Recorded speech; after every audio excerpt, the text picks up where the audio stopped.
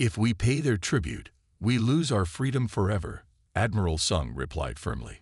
The Council has never negotiated fairly with any species. The only language they understand is strength.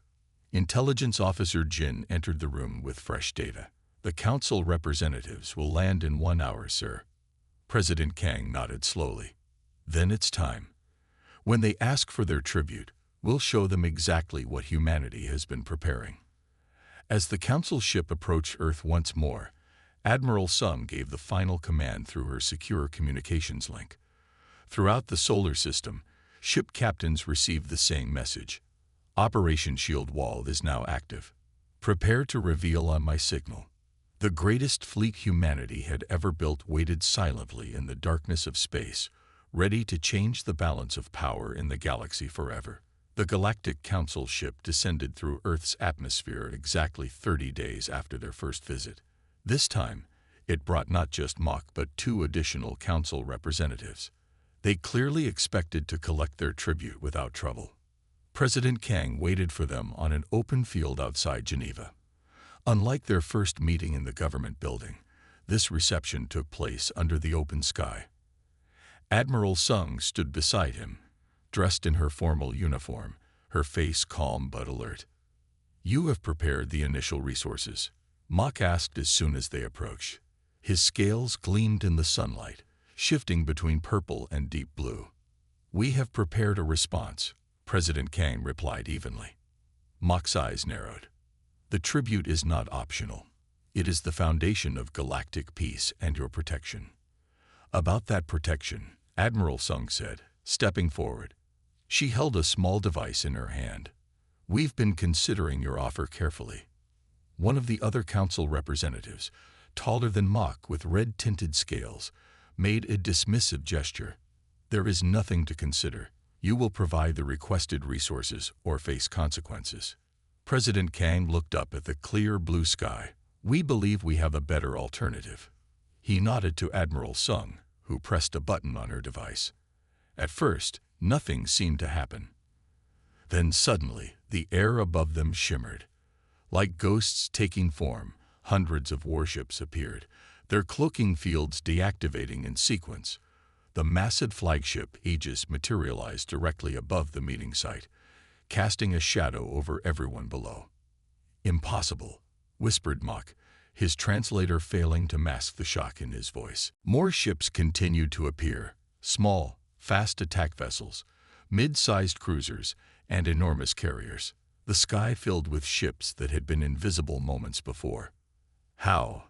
The red-scaled representative began. We've been studying your council for decades, Admiral Sung explained calmly. Your tactics of intimidation have worked on many species, but humans prepare for threats. Captain Min's voice came through a communication device. All vessels are in position, Admiral. Weapons systems are operational but inactive. The third council representative, silent until now, stepped back. Your primitive species could not have developed such technology. We're full of surprises, President Kang replied. The United Earth government respectfully declines your tribute request. Instead, we propose recognition of Earth's sovereign status and fair trade agreements between equals. Mach's scales darkened to almost black. This is unprecedented. The Council will not tolerate. Your scanners can verify our capabilities, Admiral Sung interrupted, her voice still calm but with steel beneath it. We have no desire for conflict, but we are prepared for it. Each of our ships carries weapons specifically designed to counter Council defense systems. To emphasize her point, several of the human vessels moved closer, their weapon ports open but not powered. The Council has ruled for 50,000 years, Mach said, his voice regaining some of its earlier arrogance. Your handful of ships cannot change the order of the galaxy. Admiral Sung smiled slightly. These aren't our only ships. On her signal, a second wave of vessels appeared, even more numerous than the first. The Council representatives fell silent as they watched the sky fill with human warships.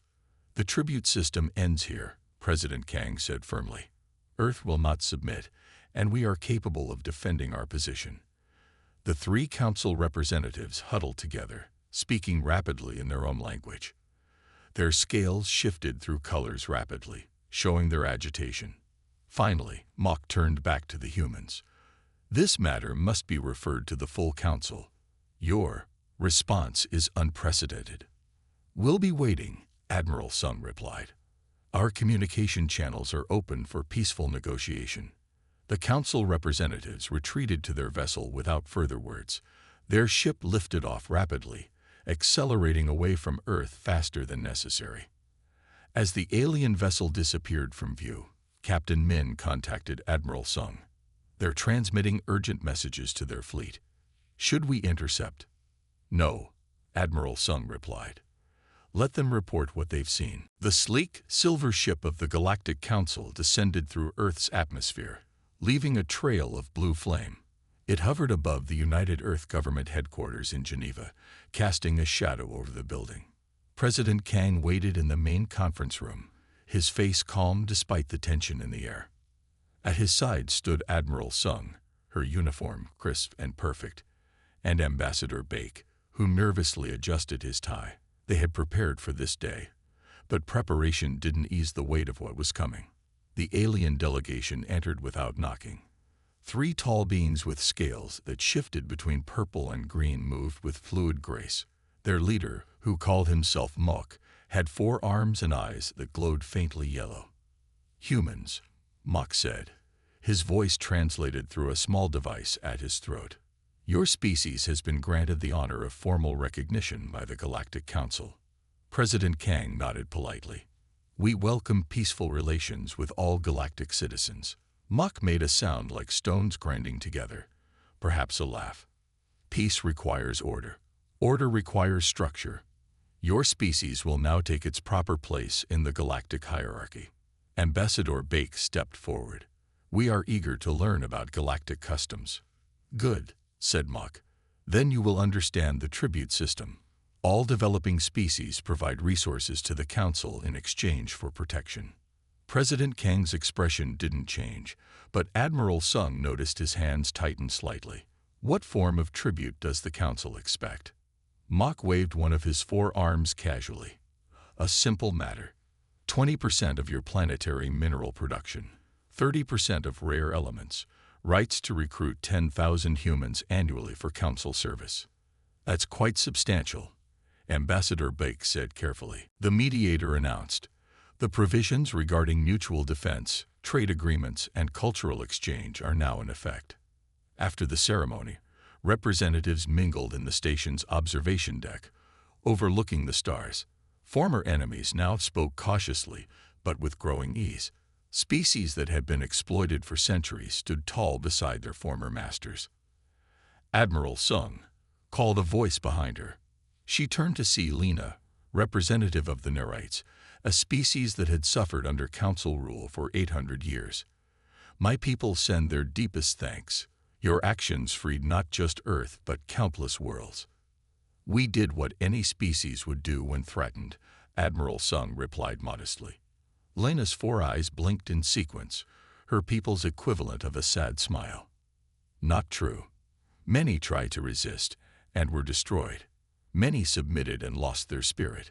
You showed a third path: preparation, patience, and perfectly timed action." Across the room, Council representatives huddled together, diminished but still present. Their power hadn't vanished entirely, but it had transformed. No longer could they demand. Now they had to negotiate. Fleet Commander Min approached with drinks. "The Vega Prime Ambassador wants to discuss defense technology exchange," he told Admiral Sung.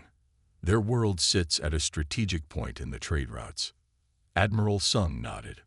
"Earth will benefit from these new alliances as much as others will." Later that evening, as most representatives departed for their ships, Admiral Sung and Fleet Commander Min remained on the observation deck. Below them, the newly commissioned assembly ships patrolled, a joint force with vessels from 12 member worlds, including both former Council enforcers and recently liberated planets. "What happens now?" asked Min.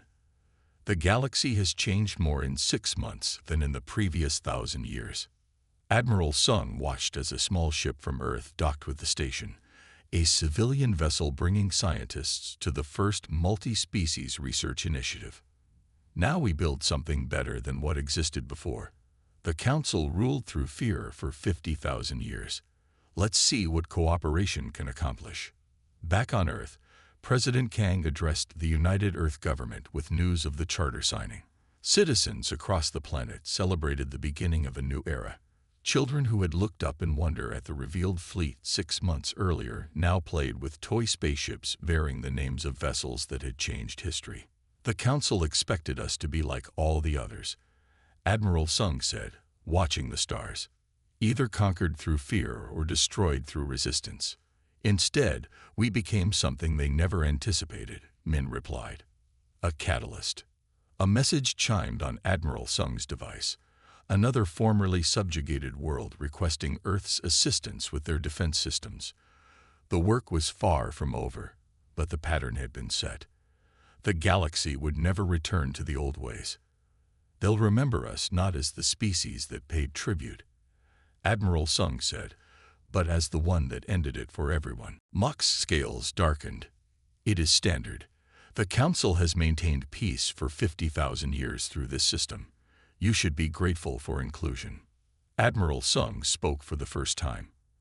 And if we need time to consider this arrangement. The alien's glowing eyes fixed on her. You have 30 Earth days to organize your first payment. After that, regulatory consequences will follow. After the aliens left, President Kang called his Security Council together. They gathered in a room deep below the building, protected from any surveillance. What do we know about these regulatory consequences? Asked the President. Defense Minister Park displayed images on the room's screens. Our deep space probes captured these images 3 years ago. This was once a civilization called the Delnar. The screens showed a planet with massive craters covering its surface. They refused the tribute, asked Ambassador Bake. Yes, replied Minister Park. The same happened to the Krith and the Jonah. Any species that refuses without adequate defense is eliminated as an example. And those who pay? Asked President Kang. Admiral Sung stepped forward. Based on our covered observations, they remain permanently subservient. The tribute amounts increase over time until the species exists only to serve the Council. The room fell silent. What about our defense capabilities? President Kang finally asked. Admiral Sung nodded to her assistant, who activated a different display. Operation Shield Wall is complete, sir.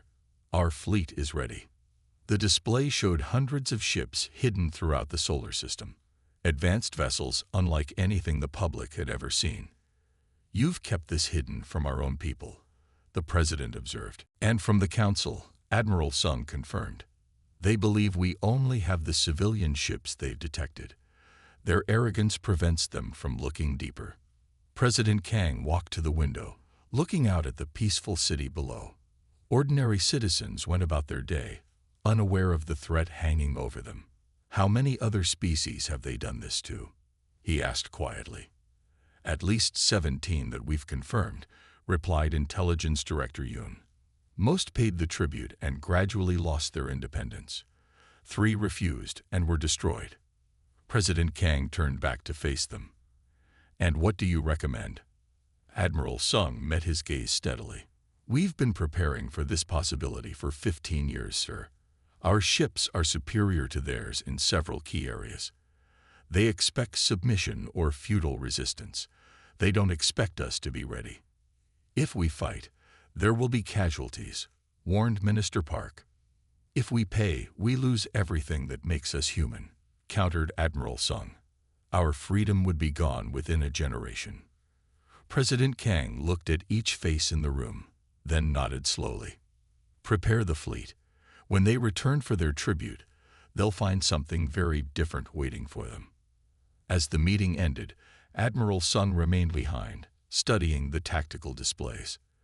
The next 30 days would determine humanity's future in the galaxy. Either they would become another conquered species, or they would change the rules of the game forever. 5 years before the Galactic Council's visit, Admiral Sung stood in a vast underground chamber beneath the lunar surface. Around her, engineers and technicians worked on a massive ship that gleamed under the harsh lights. This was the Stellar Dagger, the first of humanity's quantum displacement vessels. "Will it actually work?" asked Captain Min, the officer chosen to command the ship. Admiral Sung watched as Dr. Jun, the chief engineer, ran his hand along the smooth hull. "It won't just work," Dr. Jun replied with quiet confidence. "It will change everything." The ship represented decades of secret development. After humanity's first contact with alien life a century ago, a brief, peaceful exchange with traders from the Orient sector, Earth's leaders realized how vulnerable their planet was. While publicly focusing on peaceful space exploration and trade, they quietly began the most extensive military buildup in human history. Now, 5 years later, Admiral Sung stood in the Central Command Center of Earth's defense network, hidden 2 miles beneath the lunar surface. Around her, officers monitored systems showing hundreds of warships concealed throughout the solar system. "Operation Shield Wall status?" she asked. "Beyond our expectations, sir. The battle was viewed across 17 star systems. We've already received coded communications from 3 previously subjugated species requesting alliance talks." Admiral Sung's communication device chimed. She listened briefly, then turned to the president. "Sir, the full Galactic Council has requested an emergency communication. They wish to discuss terms." President Kang straightened his jacket. "It seems our gambit worked." "This is just the beginning," Admiral Sung cautioned. "They won't surrender their power easily. The Council has ruled through fear for 50,000 years. "Yes," agreed the president, "but they've never faced humans before." As they prepared for the Council communication, the tactical display updated with new information. The Council was mobilizing additional forces at their central command, but other readings showed unexpected movement throughout their territory. Subject species were watching, waiting, preparing. "Something bigger than us has started today," Admiral Sung said quietly. "We may have just lit the spark for a galactic revolution." 6 months after the battle with the Council fleet, Admiral Sung stood in a vast chamber on the neutral space station Harmony. Around a circular table sat representatives from 23 species, some longtime Council members, others formerly subjugated worlds. Earth had chosen this station, built hastily at a point equidistant from major powers, as the site for the new galactic assembly. Admiral Sung wore her formal uniform, but without weapons, a symbol of Earth's commitment to peaceful resolution. The circular table itself represented the new approach, no species elevated above others, unlike the Council's hierarchical arrangement, where dominant species literally sat above the rest. "The final provisions have been accepted," announced the mediator, a being from an ancient neutral species called the Teln. "The new galactic charter is ready for signing." Admiral Sung sent a secure message to President Kang, who waited on Earth for news. "They've agreed to our terms," she reported. "Full sovereignty recognized for all member worlds. The tribute system officially abolished." The Council representative Mok sat across from her, his scales a dull gray, a sign of submission in his species. The last 6 months had been difficult for the once mighty Council. Without tribute payments, their economy had begun to collapse. They needed fair trade more than they would admit. Captain Min, recently promoted to fleet commander, stood at Admiral Sung's side. "Did you ever think we would change the galaxy so quickly?" he asked quietly. "We simply showed others what was possible," she replied. "The rest happened naturally." Indeed, after seeing humanity's successful resistance, 3 other species had immediately refused tribute payments. Within weeks, dozens more had joined them. Council enforcers found themselves outnumbered as former victims united against them. The Telm mediator activated the document signing system. "We will proceed in alphabetical order by planetary designation." As each representative placed their hand, tentacle, or appendage on the scanner, their genetic signature was recorded, binding their world to the new agreement.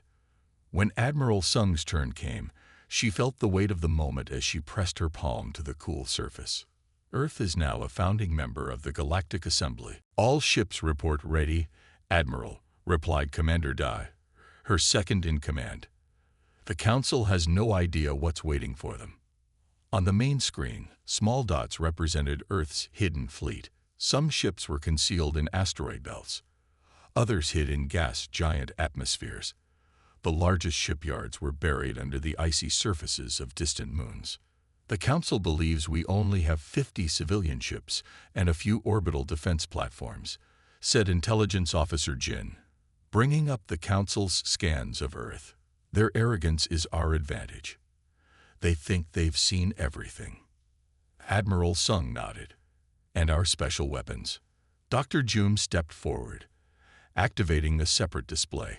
The gravity pulse generators are installed on all primary vessels. They can disable Council shields without harming their ships. If we want to avoid unnecessary deaths, these will be crucial. Captain Min, now in command of the flagship Aegis, joined them via secure video link from his vessel hidden in orbit around Neptune. My crew has run 300 simulations of first contact scenarios. We're ready for anything they might try. Admiral Sung addressed the gathered officers. The Council has conquered 17 species that we know of. Those who submitted are now little more than slaves. Those who fought without preparation were destroyed. We will be neither. She walked slowly around the command center, making eye contact with each person. For a century, we've presented ourselves as peaceful explorers while building the most advanced fighting force in this sector of the galaxy. Every ship has been tested, every weapon proven effective, every tactic practiced until perfect. On another screen, Dr. Nari, their leading xenobiologist, displayed her research. The Council species show clear psychological weaknesses. They rely heavily on intimidation because actual combat is costly. Their entire empire is built on the assumption that younger species will submit to threats. Admiral Sung smiled slightly. Then they'll find humans very surprising. In the days that followed, final preparations were made across the solar system. Ships moved into position, still hidden from Council sensors. Weapons were charged. Crews ran their final drills. On the flagship Aegis, Captain Min addressed his crew. The aliens who visit Earth believe they come to collect tribute from a weak, frightened species. Instead, they'll meet the full force of humanity's resolve. We don't seek war, but we will not bow to threats. Admiral Sung returned to Earth for the final strategy meeting with President Kang.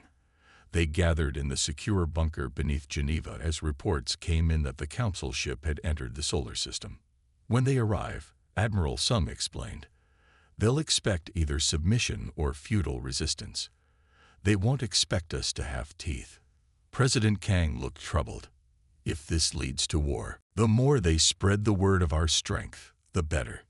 President Kang watched the sky return to normal, though hundreds of human ships still hovered visibly above. Do you think they'll attack? They'll send a small force first, Admiral Sung predicted. They need to test us, to see if our ships are as capable as they appear. When that fails, they'll have to negotiate. Around the world, humans looked up in wonder at the fleet they never knew existed. News broadcasts showed the ships that had protected Earth in secret for decades. How long before they return? Asked President Kang. Admiral Sung checked her tactical display. Our deep space sensors show Council ships already moving toward our system. I estimate 3 days before they reach our outer defenses. Then we have 3 days to prepare for our first real engagement, the President said. Admiral Sung nodded. The galaxy is about to change, sir, and humanity will be the cause.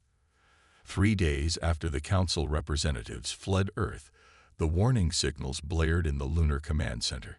Admiral Sung rushed to the main display as officers reported the incoming threat.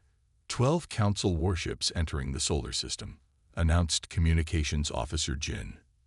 They'd just passed Neptune's orbit. Admiral Sung studied the tactical display. The Council had sent a modest force, enough to intimidate a developing world, but nothing like their full military power. They're testing us, she said calmly. Exactly as expected. She opened a channel to Captain Min, whose battle group waited near Jupiter. Captain, you have permission to engage. Remember, use only Third Fleet vessels. Keep our advanced ships hidden. Understood, Admiral, Captain Min replied. We'll show them just enough to make them reconsider. On the massive bridge of the Aegis, Captain Min addressed his crew. The Council believes we're bluffing. They think our ships look impressive but lack real capability. Today, we prove them wrong, but not too wrong. The human fleet moved into position. 8 vessels from the Third Fleet, their oldest but still formidable ships, formed up to intercept the Council warships. The Council forces approached in a wedge formation, their weapons already powered. A transmission came through on all frequencies. Attention human vessels. You have violated Council law by threatening its representatives. Surrender immediately or be destroyed as an example to others. Captain Min smiled slightly. Send no response. Actions will speak for us. The Council ships fired first, launching energy weapons that streaked across space toward the human vessels. But the human ships activated their quantum displacement drives, shifting positions faster than the Council targeting systems could track. The energy beams passed through empty space. Attack pattern Sigma, ordered Captain Min. The human ships moved with precision, executing maneuvers that should have been impossible for a primitive species. They circled the Council vessels, firing short bursts that tested the alien shields without attempting to breach them. In the Lunar Command Center, Admiral Sung watched the battle unfold. Broadcast this encounter on all galactic frequencies, she ordered. Make sure every species in Council space sees what's happening. The Council warships tried to regroup, but the human vessels continued their dance around them, demonstrating superior maneuverability. When 3 Council ships concentrated their fire on one human vessel, it activated its shield technology, absorbing the energy rather than deflecting it. Their commander is getting frustrated, noted Intelligence Officer Yoon, who monitored the Council communications. They expected an easy victory. After 30 minutes of failed attempts to hit the human ships, the Council vessels formed a defensive circle. Captain Min saw his opportunity. Time for Phase 2, he ordered. Target their propulsion systems. Disable, don't destroy. The human ships fired simultaneously, their weapons hitting with surgical precision. 3 Council vessels lost engine power immediately. 2 more began spinning out of control as their stabilizers failed. Send the message now, Captain Min instructed his communications officer. The human fleet broadcast on the Council frequency. This engagement is over. Return to your territory and inform the Galactic Council that Earth refuses to pay tribute but remains open to peaceful relations between equals. On the planet Nerites, thousands of light years away, slaves of the Council species gathered secretly around communication devices. They watched in amazement as human vessels outmaneuvered their master ships. On Vega Prime, another subjugated world, resistance leaders studied the human shield technology with growing hope. In the Council's capital, emergency alarms interrupted the regular session. High Command officials rushed to view the incoming battle data, their confidence shaken for the first time in centuries. Back in the solar system, the damaged Council fleet retreated, limping away with their wounded ships. Captain Min did not pursue them. Should we finish them? Asked his tactical officer. Captain Min shook his head. We need them to report what they've seen. Let them go. In the Lunar Command Center, President Kang joined Admiral Sung to review the encounter. Casualties? He asked immediately. None, sir, she replied. Minor shield damage to 2 vessels, already repaired. The President nodded with relief. And the message? Has it spread? Intelligence Director Yoon approached with a data tablet.